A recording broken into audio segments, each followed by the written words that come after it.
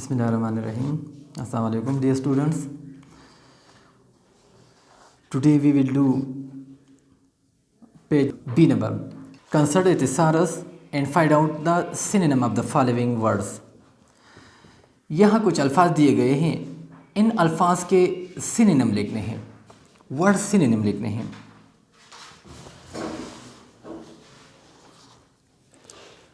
So all of you will note it down in your notebooks, and try to learn it by heart. Okay. Word synonyms.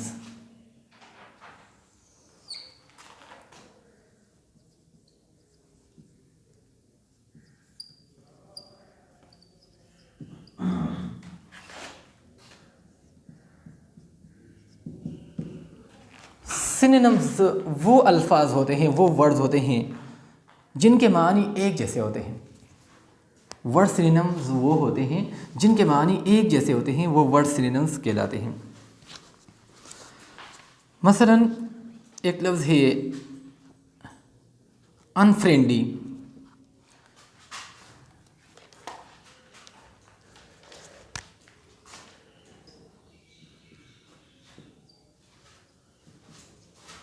Unfriendly गैर दोस्ताना. Malignant भी गैर दोस्ताना, जिसमें दोस्ताना कोई ताल्लुक़ नहीं होता.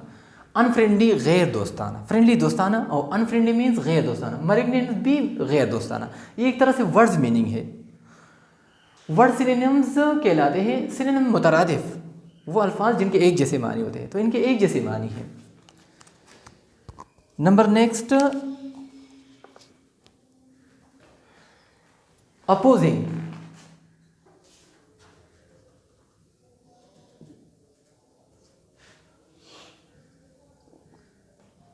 अपोजिंग एडवर्स, मुखालिफ. अपोजिंग या एडवर्स दोनों के मानी है मुखालिफ. तो ये adverse is the synonym of the word opposing.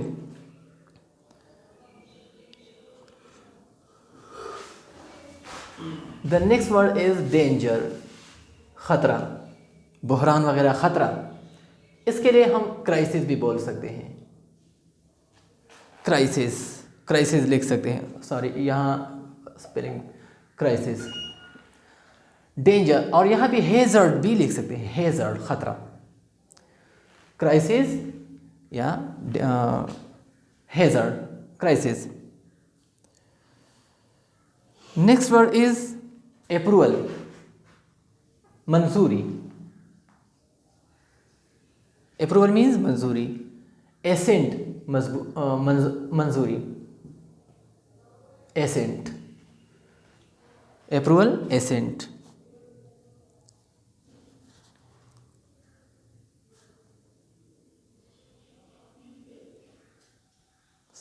ठीक है.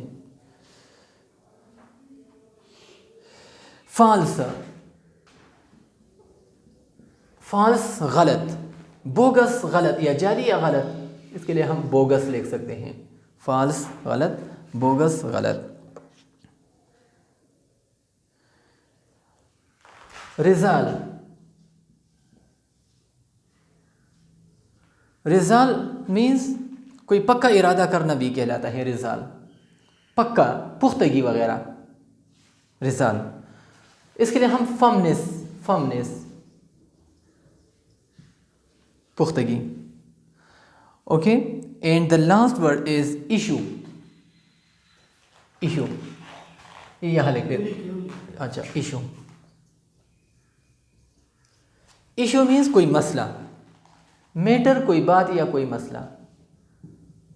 These are the words that have been written in front of the words, and all of these words are synonyms of the words of these words.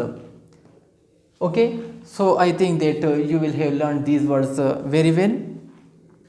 Next आगे लिखा है number B में, underline the silent letters in the following words. अब यहाँ इन अल्फाज में जो silent letters है वो अंडरलाइन करने हैं. जो साइलेंट लेटर्स हैं वो अंडरलाइन करने हैं.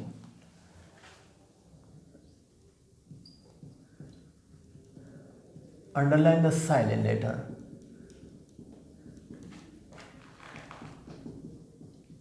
वो किसे, ये आपकी बुक में दी गई है। जैसे 1 नंबर लफ्ज लिखा है क्लाइम।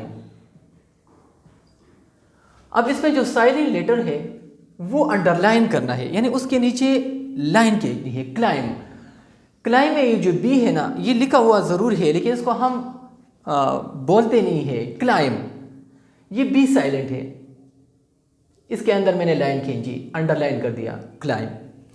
ये क्लाइम में जो बी है ना, ये साइलेंट लेटर है, that will not be pronounced, ये प्रोनाउंस नहीं होगा। नंबर नेक्स्ट है bridge. You know very well what is the letter that is silent in this word? Bridge. You know bridge में जो D है ये साइलेंट लेटर है, इसको हम नहीं पढ़ते, इसको हम नहीं प्रोनाउंस करते। ब्रिज में D साइलेंट लेटर है। Next edge. You know very well that D is the silent letter in the word age. D is a silent letter. Edge, किनारा, ब्रिज, पुल, क्लाइम, चढ़ना। Okay.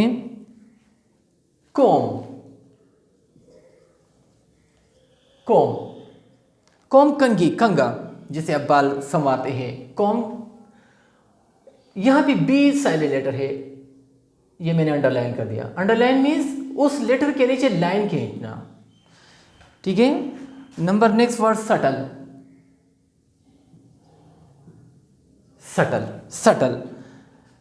You know very well that I don't pronounce the letter B. Subtle.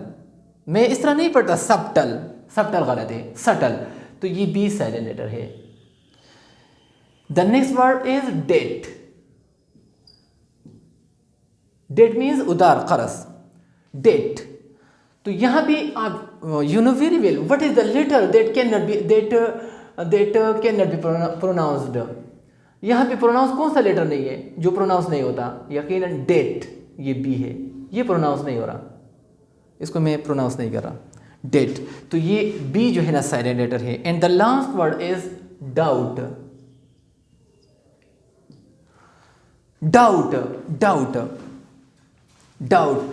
अब इसमें ये जो letter है B, ये silent letter है। Okay, I think I know you have got this concept clear, and there will be no problem. Now we will do the next.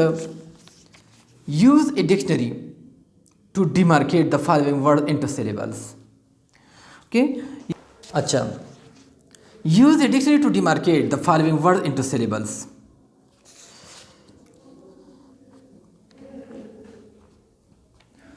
ये इस तरह करने हैं।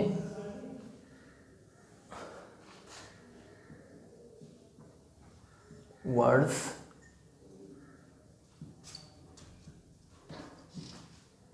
सिलेबल्स।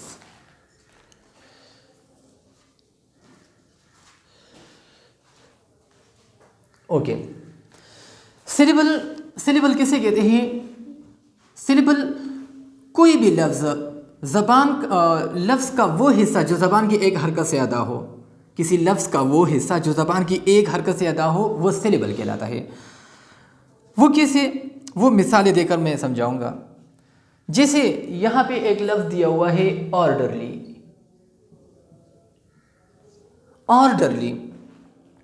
अब ऑर्डरली में ज़बान के हिस्से, ज़बान की हरकत को हम देखेंगे कि ये ज़बान की कितनी हरकतों से अदा होते हैं। और देखो, और ये एक सिलेबल हो गया, और फिर DER, डर, और डर, 2 सिलेबल हो गए।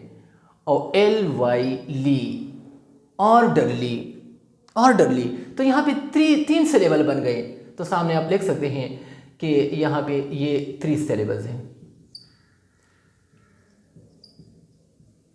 इस ऑर्डरली में 3 सिलेबल्स हैं। ऑर्डरली सिलेबल वो उसे कहते हैं किसी लफ्ज़ का वो हिस्सा जो ज़बान की एक ही हरकत से अदा हो। किसी लफ्ज़ का वो हिस्सा जो ज़बान की एक ही हरकत से अदा हो वो सिलेबल कहलाता है। ठीक है, नेक्स्ट है डिसएग्री। डिसएग्री, डिसएग्री, देखो आप जानते हैं डिसएग्री, ग्री ग्री, डिसएग्री, तो ये 3 सिलेबस बन गए। तो डिसएग्री के 3 सिलेबल बन गए। ठीक है, तीसरा है मैनेजर। मैनेजर, मैनेजर, मैनेजर ना, no manager, manager, MAN, manager, manager, ये ए जो है ना आई की तरह आवाज़ निकालती है, मैनेजर। तो इसके भी 3 सिलेबल्स है। Number next, direct. Direct, direct, देखो डाई और इसके लिए आप लिख सकते हैं रेक्ट। डायरेक्ट 2 सिलेबल बन गए, डायरेक्ट 2 सिलेबल बन गए, तो यहां 2 सिलेबस हैं, 2 सिलेबस हैं। Gardener,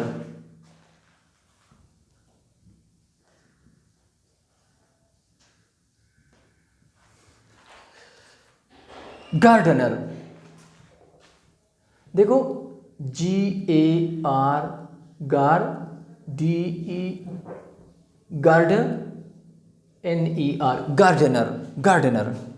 You know very well that there are 3 syllables in the word gardener. तो यहाँ भी 3 syllables है। Silently,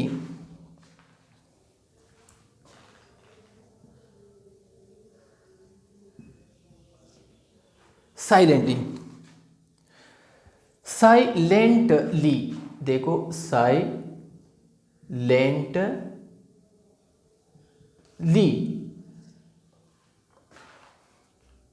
there is no doubt that there are 3 syllables in the word silently. Silently, तो यहाँ भी 3 syllables है।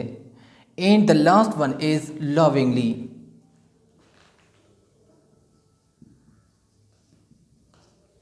Lovingly,